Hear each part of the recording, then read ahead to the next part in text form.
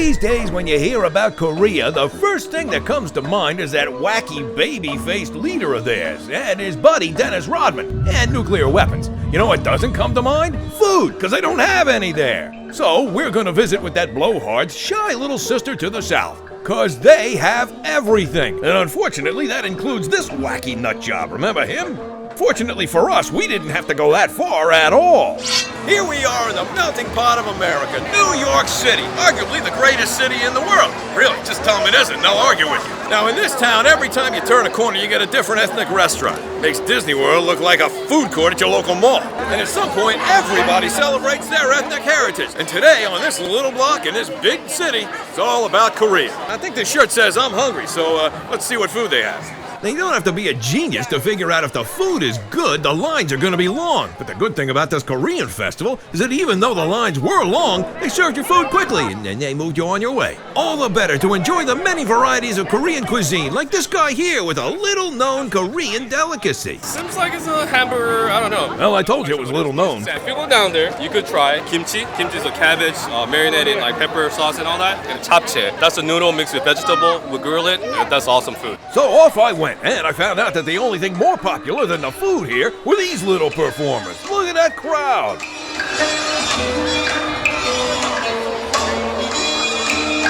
Then I ran into one of the amazing chefs that prepared some of this tasty food. He runs a restaurant in Flushing, New York called... what? Yeah, exactly. Well, he not only made food for the festival, like this delicious bibimbap and japchae, but he insisted on feeding me. I couldn't make him stop. This must be what Caligula felt like. Well, until they killed him. He also invited me to his restaurant. I can't imagine what the service is like there. I guess he was afraid of me using chopsticks. Well, I know how to use these little stabbers. That's how you use chopsticks. And here's the most famous Korean dish of all, kimchi. Did you know there are over 180 different ways of making this food? It's so identified with Korea that they made it their national dish. Here's our national dish. No comparison. Okay, a Korean festival inevitably leads to Korean cooking, and I got a kimchi recipe from a restaurant owner here in New York City. And where do you get the ingredients for kimchi? An Asian market, of course. And what's the main ingredient? Cabbage. And thus began my long walk home from New York to Virginia. I'll see you in the kitchen. Home again, home again. Now this is where the real work begins. But don't worry, this thing is easy. However, it does need to sit around for about a week, so be prepared. Let's make sure you got all your ingredients ready.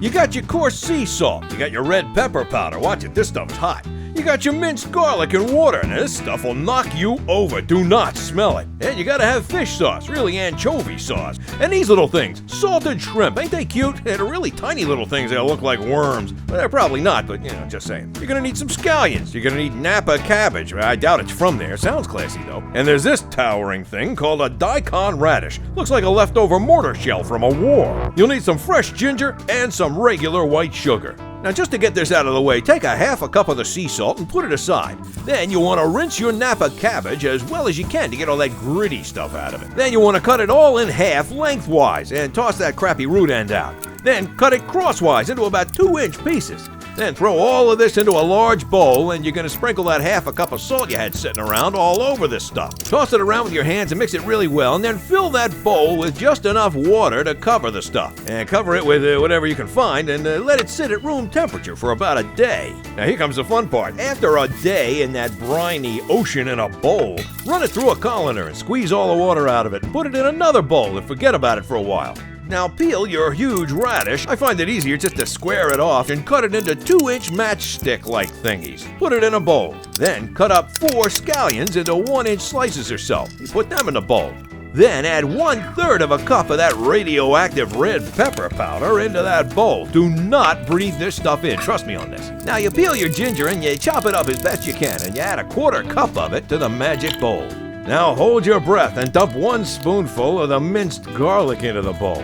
And you want to chop up as best you can 2 spoonfuls of those funky little shrimp and put them in the bowl.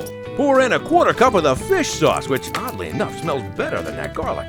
And dump in 1½ spoonfuls of that regular sugar. And add in your cabbage. Mix it up real good and stuff it tightly into at least a 2-quart glass jar. Apparently that smell will ruin anything plastic. And make sure you screw that lid on tightly. They put this concoction into a cool, dark place for about a day. This is when some gases are going to build up, in the jar, I mean. Then the next day, you take it out and you burp it like a baby. Maybe you'll hear it, maybe you won't. I don't know. Then reseal it and put it back in your refrigerator this time for a week. Now, once you make your kimchi, it'll keep in your refrigerator for about a month or so. So if you forget you made it, you still have time to eat it. However, kimchi itself is just a side dish. If you want to make it a main dish, you're going to add some other stuff to it.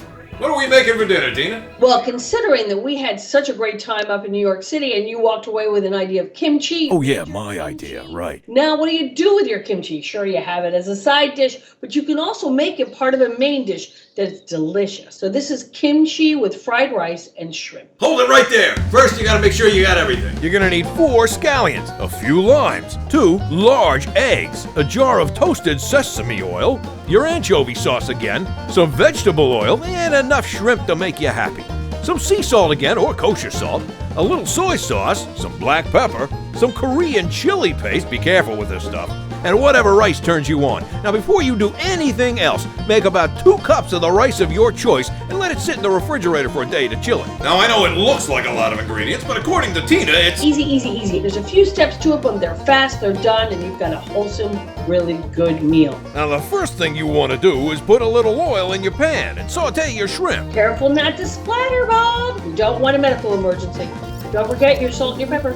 Anyway, you cook the shrimp until it's pink, about 2 minutes, then set it aside. And now's a good time to chop up that kimchi you've been babysitting for a week, because it's showtime. Now you take your extra tablespoon of oil and you put it into your pan. You're going to put in the pan a teaspoon of the Korean red chili paste. Then you're going to put your 1.25 cups, so just a little over a cup of your chopped kimchi that you made the other day, which I bet is delicious, and I wish I could try. Oh, I wish you could too. So you're going to do a tablespoon of soy sauce, a tablespoon of the anchovy sauce, and then you're going to put in whatever amount of rice that's been chilled. So it's pre-cooked and cold. You want to stir constantly for about 3 to 4 minutes. Now you're going to push the rice mixture to the side of the pan, and you're going to pour the egg on the other side, and you're just going to gently kind of lift it in the pan and cook the egg for about 2 minutes. Everything in this dish is like 2 minutes, 3 minutes, 4 minutes, so it actually gets done pretty quickly. Now just gently kind of move it. Take it off the flame, so turn the flame off. Now you're gonna fold the mixture gently together. Gently, kind of gently, not wick it around, just fold it in gently. Yeah, that's it. You're gonna sprinkle some more salt, some more lime, and the scallions on top. Chopped up a little bit of scallions, and voila, you're done. I think the chefs at the food festival will be very proud. Now, there's an age-old phrase. I don't know, something about having a fire in the belly. Well, I think after many years, I found it. Which brings me to these 3 important points. Number 1, if you insist on eating this, do not, under any circumstances, make after-dinner plans, because you ain't going nowhere. It's not like you can tell the guys, hey, I'll meet you later at the whatever. There will be no later. Number 2, if you're married, don't eat this. Unless you're thinking about divorce. In that case, go ahead and give it to your spouse. Number 3, if you're not married and you're dating, do not make this for your date. It'll be your last one. Now, truth be told, this tasted great. Maybe too great. That's why I ate so much of it. I'm just not used to that kind of heat in my stomach. Now, Koreans, they eat this stuff all the time, and we really got to admire their stomachs. I'm going to need a new one. Yes, take a taste. I bet you're gonna love it. Take a taste. I'm dying to know what it tastes like.